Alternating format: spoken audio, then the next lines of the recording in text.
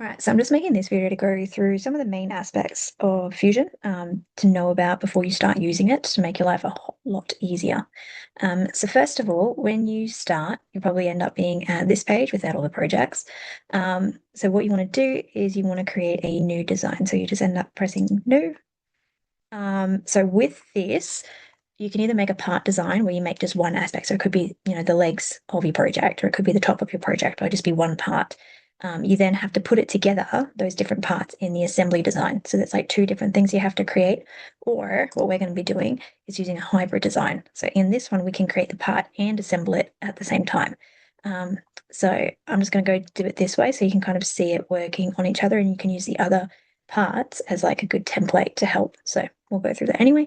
So hybrid design, create new. Wait for it to load. It's kind of your first thing. All right, so when you get to this page, so this is your main page that we start at, okay? First of all, save it. Always save it first, all right? So what I do, use your shortcuts, okay? So whenever you go onto anything computer related, your keyboard has different shortcuts. So think of it as, if you're playing a game or if you do any sort of PC gaming, you typically have one hand on the mouse, one hand on your keyboard, and you're pressing like WSD to move around, or you might have other sort of letters and whatever else that you press to be able to do different things in the game. All right, Fusion, very similar. All right, so we can have different shortcuts. First of all, you go Control C, Control S, I'm sorry, Control S to save, or you can go up to this old school floppy disk, which I'm sure many of you guys do not know, to save it. All right, so you go up here to save, or you can go, as you can see, it gives you the shortcut there, Control S. So on your keyboard, Control S, and you can save the project. So I'm just going to Control S, rename it. I'm just going to rename this as an example folder, whatever you've done to make a folder. I don't know why it likes to go down to the bottom of the screen, but you can kind of just pick that up and drag it out of the way. Press save. Once it loads, you'll see that this here, the name has changed. All right, so we'll be going back to that when we create new components and do other sort of things. So keep that in mind over here in the browser menu. So another really important thing to note, first of all, is see how we have this grid here, all right, and it's set off at that isometric angle. All right, so we're looking at the isometric view. So your top corner over here. So over to your top left, we have a cube.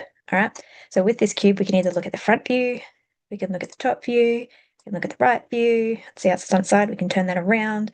All right. Getting the views right first is essential. Right? This is where a lot of people go wrong, and then they have to go back and try to fix it up, which is annoying. So it's a better example as to what that looks like is I've got my folding barbecue here, looking at it in the isometric view.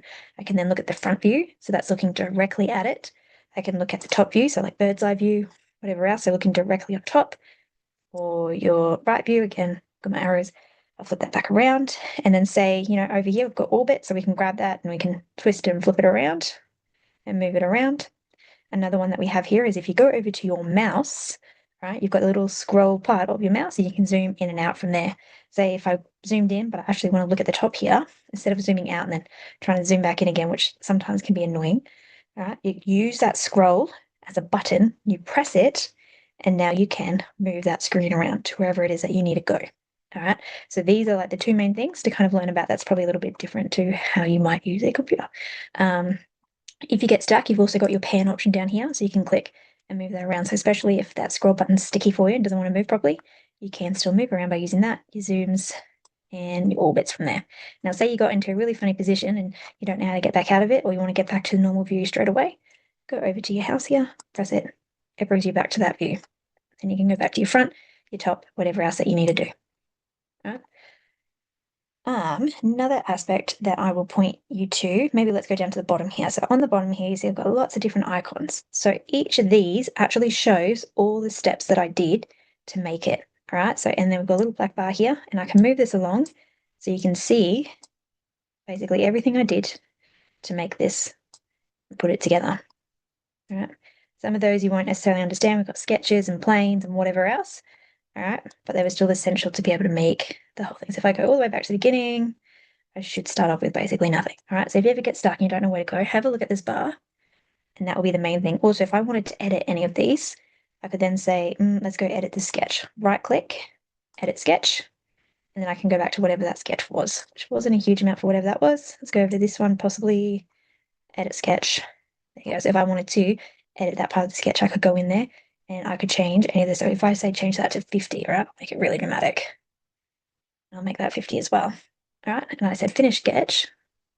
I'll go have a look at my picture here now.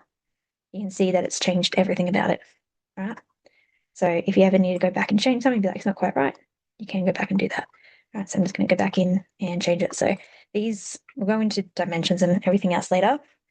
A dimension, this is what I'm changing. So that's the size from the top to whatever it is that it's pointing to. See how we've got our lines here? These are our dimension lines. It's making a line from this point down to this point here, or this point here.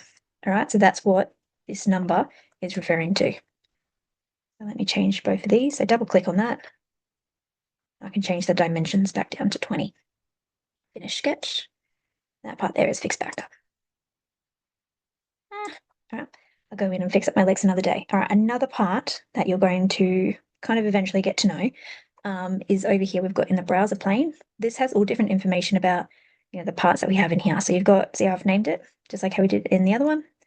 And these are all different parts. So as I said, you could make a part by itself, or we can make parts and have it assembled at the same time. So as you can see, there's the plate, there's the mesh, there's the hinges, there's the legs, right? And then you got your first body, which was, I don't know, it'd be up in there somewhere, right? Over here, you can also hide it. So I've got an eye. So say if I go hide that plate, it makes it so I can't see it. Right, same thing with the mesh, the hinge, the legs, whatever else, okay? So if I don't want to see it, I can then just go ahead and hide it or unhide it. Right, if I go down to the drop-down menu, I then have other options. So these are our sketches, right? This could be a really important one to see, okay? So as you can see, these are all hidden because these are all the lines that I use to be able to make this shape. So that's what it's saying that it is. So I don't necessarily need to see all these lines and dots, whatever. So I'm just going to hide those again. Right, something else that's really good to kind of take note of if you can't see what you're doing, or if you do something and things have disappeared, check to see if your sketches are visible. All right, if you don't know how to, if you try to get out of something and you finish a sketch too early, make sure you come down here and you edit the sketch. Let me see, what else do we need to do? So if I go over to our new folder, what I want to do is I want to create a new component, or what's basically a new part. It's just called a new component. Press that, name it, I don't know, whatever it is that you need to name it, whatever part name. So like how I had plate before, or mesh. Same thing. I'm just going to do this practice once. I'm just going to say practice. Okay. All right. So this is just for making normal objects. If you were doing sheet metal, then it'd be a slightly different process, or like an extra button that I got to press, but I'm just making a basic object. So now I've got my new part. To be able to draw anything, I need to first start by creating a sketch. Now, when I use words in my instructions, I'm using the words that it corresponds to. If you're not too sure what picture it is, as you can see, if I highlight over them, it will then show the name for what that is, all right? So if I say, oh, go extrude, and you're like, where's the extrude? All right, go up here, have a look through them, see if you can find the one that says extrude, right? If I said, can you do a sweep, all right, and you can't see what a sweep is, all right, then I probably said to go down to the create menu, and then there's the sweep. Okay, so sometimes for some reason the create sketch button is hidden and you have to go down to the create menu and there's a create sketch button. Don't know why it does that because it's so essential, but sometimes it's hidden for some people. So have a look down there if you can't find it, and we want to create a sketch. So when we create a sketch, we then got to pick a plane. So this is just like how we saw on the other page, where we had the front and the top view. So say if I wanted to draw this part here, or actually probably more likely this part here, the top to start with, then I want to be making sure when I create my sketch that I'm pressing the top plane, so I'm looking down onto it. If you're not too sure which one that is, you just come over to your cube, press top, and then make sure you press that square, and then that's going to be your top view. So that's an easy way to do it. So from here, we can then use different sort of shaping abilities to then create our object. So we can do a circle. So as you can see, if I click once, it'll come out. It then says that I can put in our dimension. So if I click that again, it'll close it off. All right. Otherwise, I could click it and be like, oh, I want that 40.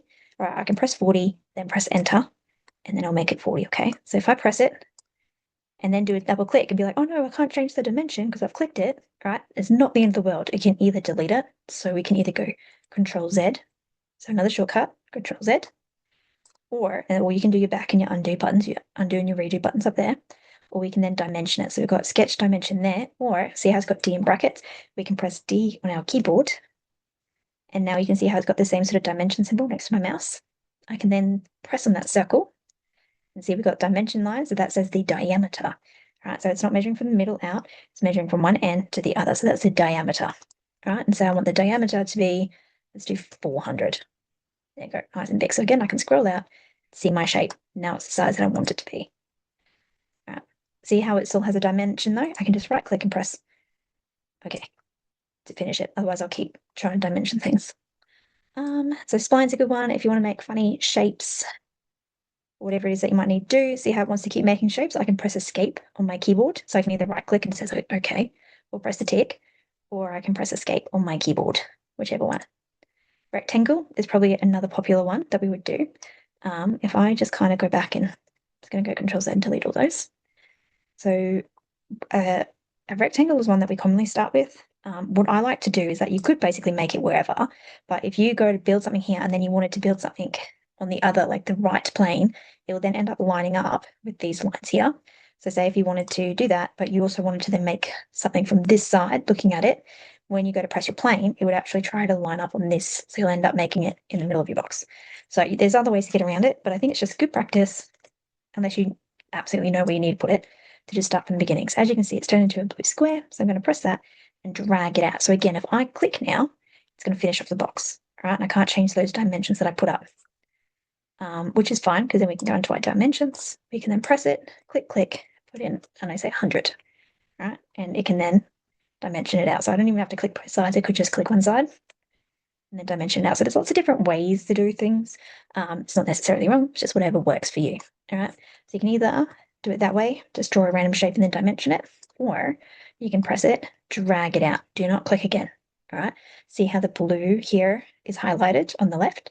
That means I can then go in and type 100 to change over to the next one, because obviously I can't click it. All right. Press tab on the keyboard and type in 100 and then press enter to finish it up. And there we go, that's got the exact square that we want. So whichever way is easiest for you, it's not the end of the world if you do one or the other. So if I go over to this one here, so this helps to demonstrate some of the shortcuts that we can use on our keyboard. So as I was saying, we did Control S, so you hold down Control and then press S to save. We press Escape to get out of, like, our line drawings, whatever it is. We pressed D to do our dimensions. We did Control Z to delete and go back. Another one that I do, because you'll probably be looking at instructions as you're doing this, so you could either be going down here, which it wants to not show because I've got the other thing up at the moment, my bad, is what I'm doing to flick through my pages right now is I'm going Alt, I'm holding down Alt, and then pressing Tab. So if I go Alt Tab once, it will then show it to me, and then I just got to let go of Alt and it'll swap over, or I can just do that quickly and I'll just go change over to whatever's next to it. So it's going to go back to here. Oh, or, vice versa.